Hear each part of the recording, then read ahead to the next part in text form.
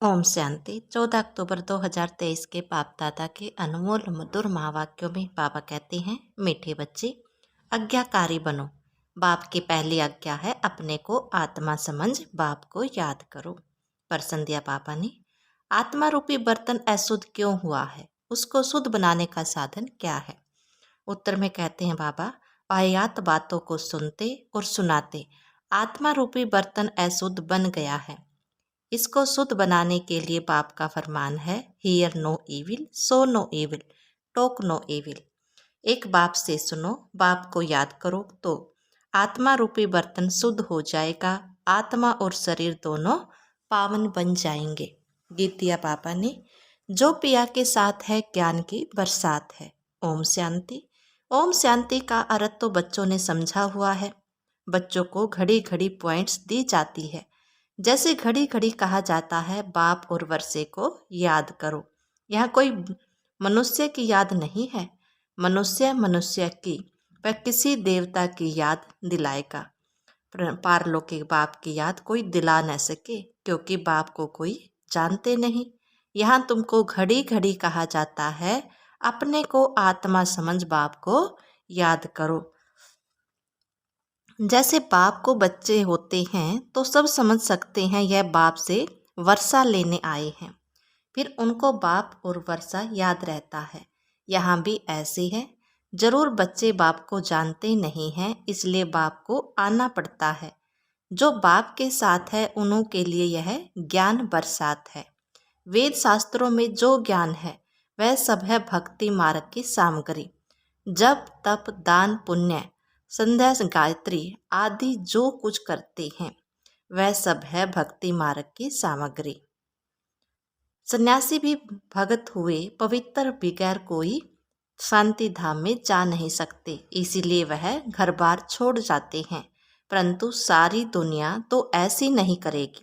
उनको इस हठ योग की भी ड्रामा में नोंद है। तुम बच्चों को राजयोग सिखलाने कल्प कल्प एक ही बार आता हूँ। मेरे और कोई अवतार होते नहीं। रियनक्शन ऑफ गोल्ड, वह हुआ ऊंचे ते ऊंचा।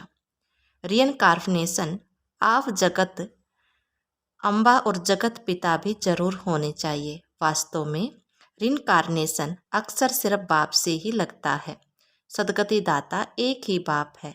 यूं तो हर एक चीज फिर से रियनकेरनेट होती है। जैसे अभी भ्रष्टाचार है तो कहेंगे भ्रष्टाचार रीअनकारनेट हुआ है। फिर से भ्रष्टाचार हुआ है, फिर से श्रेष्ठाचार आएगा।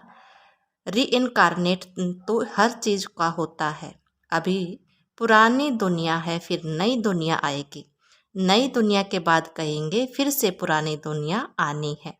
यह सब बातें बाप बैठ समझाते हैं। जब यहाँ बैठते हो तो हमेशा ऐसे समझो, मैं आत्मा हूँ, मुझ बाप का फरमान मिला हुआ है, मुझे याद करो। बच्चों के सिवाय तो और कोई को फरमान बाप का फरमान मिल न सके। फिर बच्चों में कोई तो आज्ञाकारी होते हैं, कोई आज्ञा न मानने वाले भी होते हैं। बाप कहते हैं, हे आत्माएं, तुम मेरे साथ बुद्धि का योग लगाओ। बाप बच्चों से बातें करते हैं और कोई विद्वान पंडित आदि ऐसे नहीं कहेंगे कि मैं आत्मा बाप से बात करता हूँ। वह तो आत्मा सो परमात्मा समझ लेते हैं। वह है रोंग। तुम बच्चे जानते हो कि शिव बाबा इस शरीर द्वारा हमें समझा रहे हैं। शरीर बगैर तो एक्ट हो न सके। पहले पहले तो यह निश्चय चाहिए। निश्चय बगैर तो कुछ भी बुद्धि में नहीं बैठेगा। पहले निश्चय चाहिए कि हम आत्माओं का बाप वह निराकार परम पिता परमात्मा है और साकार में है। प्रजापिता ब्रह्मा, हम हैं ब्रह्मा कुमार कुमारी। शिव के तो सब आत्माएं बच्चे हैं, इसलिए शिव कुमार कहेंगे, कुमारी नहीं। यह सब बातें धारणा करने की हैं। धारणा तब होगी जब निरंतर याद करते रहेंगे। याद करने से ही बुद्धि रूपी बर्तन शुद्ध होगा। वाहियात बातें सुनते सुनते बर्तन अशुद्ध बन गया है, उसको शुद्ध बनाना है। बाप का फरमान है, मुझे याद करो तो तुम्हारी बुद्धि पवित्र होगी। तुम्हारी आत्मा में खाद पड़ गई है, अब पवित्र बनना है।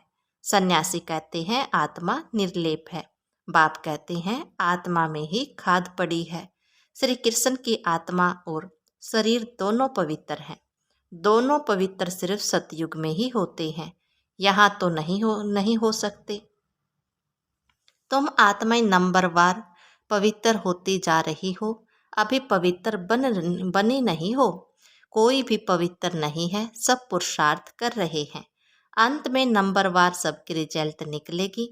बाप आकर सभी आत्माओं को फरमान करते हैं कि मुझे याद करो, अपने को अशरीरी समझो, देही अभिमानी बनो। मूल यह बात बाप बगैर कोई समझा नहीं सकते। पहले यह पूरा निश्चय होगा तो विजय पाएंगे, निश्चय नहीं होगा तो विजय नहीं पाएंगे। निश्चय बुद्धि विजंती, संशय बुद्धि विसंती।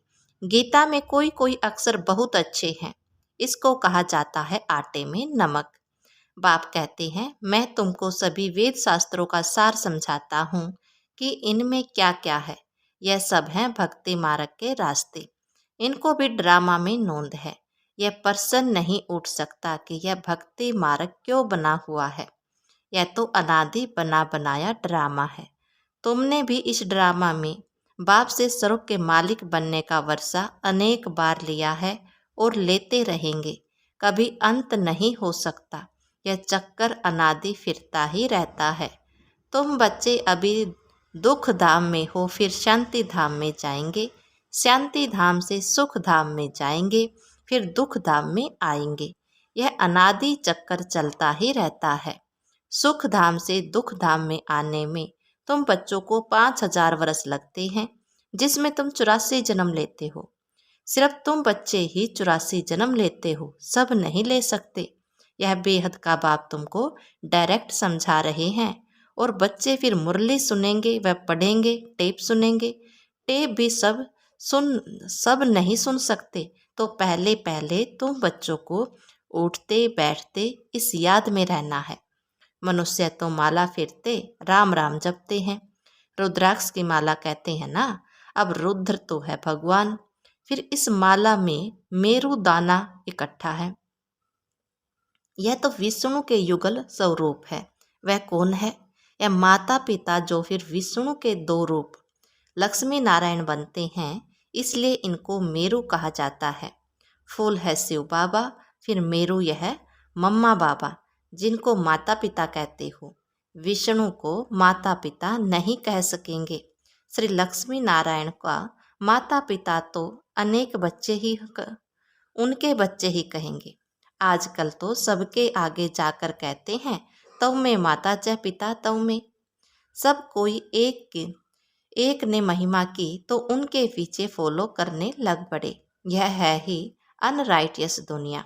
कलयुग को कहा जाता है अनराइटियस, सतयुग को कहा जाता है राइटियस। वहाँ आत्मा और शरीर दोनों पवित्र होते हैं। सतयुग में श्री कृष्ण गोरा है, फिर अंतिम जन्म में उनकी आत्मा सावरी बनी है। यह ब्रह्मा सरस्वती इस समय सावरे हैं ना।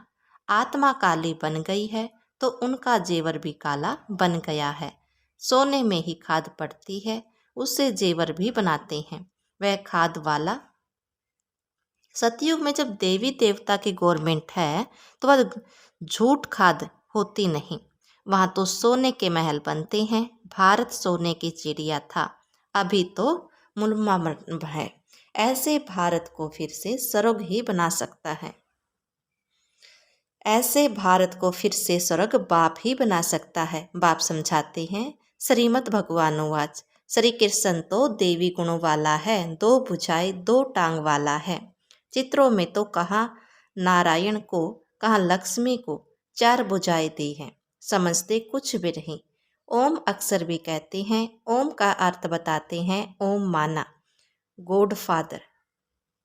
जिधर देखता हूँ गॉड ही गॉड, परंतु यह तो रोंग है। ओम माना अहम आत्मा। बाप भी कहते हैं अहम आत्मा, परंतु मैं सुप्रीम हूँ, इसलिए मुझे परम आत्मा कहा जाता है। मैं परम धाम में रहता हूँ, ऊंचे ते ऊंचे भगवान। फिर सूक्ष्म वतन में ब्रह्मा विष्णु शंकर की आत्मा है। फिर नीचे आओ तो यह मनुष्य लोक है, यह देवलोक। वह आत्माओं का लोक जिसको मूल वतन कहा जाता है। यह बातें समझने की है। तुम बच्चों को यह अविनाशी ज्ञान रत्नों का दान मिलता है, जिससे तुम भविष्य में माला माल डबल सिर ताज बनते हो। देखो, श्री कृष्ण को दोनों ताज है ना। फिर वही बच्चा चंद्रवंशी में आता है तो दो कलाएं कम हो जाती हैं।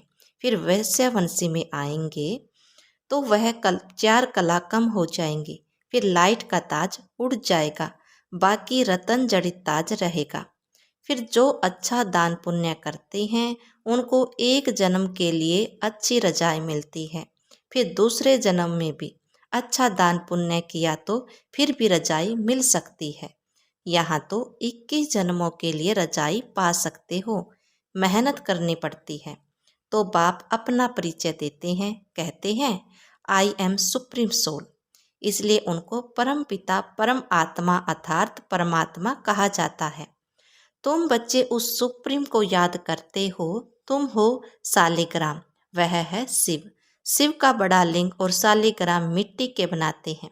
वह कौन सी आत्माओं का यादगार बनाते हैं, यह भी कोई नहीं जानते। तुम शिव बाबा के बच्चे भारत को स्वर्ग बनाते हो, इसलिए तुम्हारी पूजा होती है। फिर तुम देवता बनते हो तब भी तुम्हारी पूजा होती है। शिव बाबा के साथ तुम इतनी सर्विस करते हो, इसलिए सालिग्राम भी पूजा होती है। जो उत्तम से उत्तम कर्तव्य करते हैं उन्हों की पूजा होती है, और कलयुग में जो अच्छा काम करते हैं उन्हों को यादगार बनाते हैं। कलब कलब बाप तुम बच्चों को सारे सृष्टि चक्र का राज समझाते हैं, अर्थात तुमको सदर्शन चक्रधारी बनाते हैं। सदर्शन चक्र विष्णु को नहीं हो सकता, वह तो देवता बन गया। यह ज्ञान सारा तुमका है। फिर लक्ष्मी नारायण बनेंगे तो यह ज्ञान नहीं रहेगा, वहाँ तो सब सदगति में है। तुम बच्चे यह ज्ञान अभी ही सुनते हो, फिर रजाई पा लेते हो। स्वर्ग की स्थापना हो गई, फिर ज्ञान की दरकार नहीं रहती। बाप ही आकर अपना और रचना का पूरा परिचय देते हैं। सन्यासियों ने माताओं की निंदा की है, परंतु बाप आकर आत्माओं को उठाते हैं, माताओं को उठाते हैं। बाप यह भी समझाते हैं, यह सन्यासियों ने न होते तो भारत का काम चिता पर बैठ एकदम खाक हो जाता। जब देवी देवता वाम मार्ग में गिरे तो उस समय अर्थ कवेक बड़ी जोर की होती है। फिर सब नीचे चले जाते हैं और खंड आदि तो होते नहीं, भारत ही होता है। इस्लामी आदि तो पीछे आते हैं, तो फिर वह सतयुग की चीज़ें यहाँ रहती नहीं। तुम जो सोमनाथ का मंदिर देखते हो वह कोई बैकुंठ का नहीं है। यह तो भक्ति मार्ग में बना है, जिसको मोहब्बत गजनवी आदि ने लूटा। बाकी देवताओं के महल आदि सब अर्थ कवेक में गायब हो जाते हैं। ऐसे नहीं कि महल के महल नीचे गए वही फिर ऊपर आ जाएंगे, नहीं, वह तो अंदर ही टूट फूट सड़ जाते हैं। फिर उस समय खोदते हैं तो कुछ न कुछ मिलता है। अभी तो कुछ भी नहीं मिलता। शास्त्रों में कोई यह बातें नहीं हैं। सदगति दाता एक ही बाप है। पहले पहले तो यह निश्चय चाहिए। निश्चय में ही माया विघन डालती है। कहती हैं भगवान कैसे आएगा। अरे, शिव जयंती है तो जरूर आए होंगे। बाप ने समझाया है, मैं बेहद के दिन और बेहद की रात के संगम पर आता हूँ। यह कोई नहीं जानते कि किस समय आता हूँ। तुम बच्चे जानते हो। बाप ने यह नॉलेज दी है और दिव्य दृष्टि से यह चित्र आदि बनवाए हैं। गीता में भी कल्प वृक्ष का कुछ वर्णन है। बच्चों को कहते हैं हम तुम अभी हैं, कल्प पहले भी थे और फिर कल्प कल्प मिलते रहेंगे। मैं कल्प कल्प तुमको यह ज्ञान दूंगा तो चक्कर भी सिद्ध होता है, परंतु तुम्हारे सिवाय कोई समझ न सके। यह सारे सृष्टि चक्र का चित्र है, जरूर कोई ने बनवाया है। बाप भी इस पर, बच्चे भी इस पर समझाते हैं। अच्छा, मीठे मीठे सिकलते बच्चों प्रति माता पिता बाप दादा का याद प्यार और गुड मॉर्निंग। रूहानी बाप के रूहानी बच्चों को नमस्ते। धारणा के लिए मुख्य सार में बाबा कहते हैं, हर बात में विजय का आधार निश्चय है। इसलिए निश्चय बुद्धि जरूर बनना है।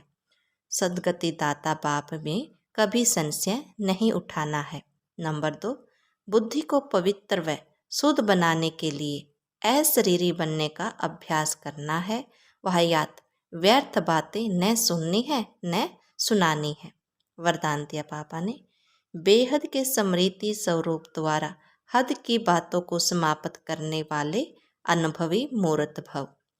आप श्रेष्ठ आत्माएं डायरेक्ट बीज और मुख्य 2 पत्ते त्रिमूर्ति के साथ समीप संबंध वाला तना हो। इसी ऊंची स्टेज में स्थित रहो। बेहद की स्मृति स्वरूप बनो तो हद की व्यर्थ बातें समाप्त हो जाएंगी। अपने बेहद के बुजुर्गपन में आओ तो सदा सर्व अनुभवी मूर्त हो जाएंगे। जो बेहद के पूर्वजपन का ऑक्यूपेशन है उसको सदा स्मृति में रखो। आप पूर्वजों का काम है अमर ज्योति बन अंधकार में भटकती हुई आत्माओं को ठिकाने पर लगाना। स्लोगन दिया बाबा ने, किसी भी बात में मूंझने की बजाय मौज का अनुभव करना ही मस्त योगी बनना है। ओम शांति।